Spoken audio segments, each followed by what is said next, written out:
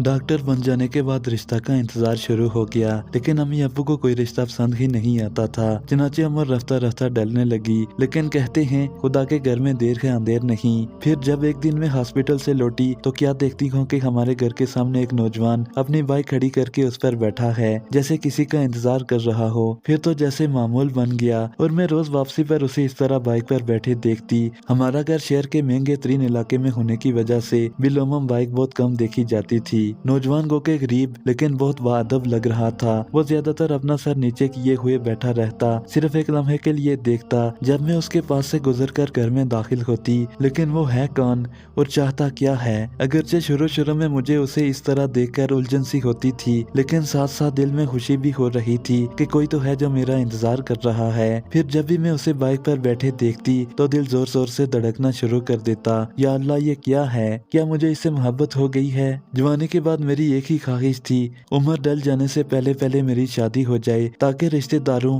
और मोहल्लेदारों की तरह तरह की बातों से जान छूटे।